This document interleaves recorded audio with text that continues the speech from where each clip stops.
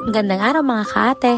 Another day with Luto Serye. Pagka-uwi ko nga kanina, bigla akong nagutom kaya naisipan ko magluto ng pasta. Madali ang luto lang, kaya for the go ang person. Bali, inilaga ko na muna ang pasta at nilagyan ko ng mantika at konting asin. Ang gagawin ko nga pala ay pasta sardines at ang ginamit ko ay mega fried sardines. Yung mga ganitong luto nga sa pasta ang nagugustuhan ko na ngayon. Bukod sa medyo mahalang, ay masarap din naman. Bali, ginisa ko na nga muna dyan yung mega fried sardines sa bawang. Tapos naglagay nga pala ako mga kaate ng maliit na mushroom. Tapos hinalo-halo ko lang ito hanggang sa maluto ng kaunti. Tapos nilagyan ko nga ng konting sabaw mula doon sa pinagkakuluan ng pasta. Tapos inilagay ko na nga itong pasta at hinalo-halo ko lang ito hanggang sa makuha ko na yung consistency na gusto ko. Pagka ganyan nga ay ayos na yan at pwede na natin kainin. Ay siya, i-plating na natin para kunwari chef.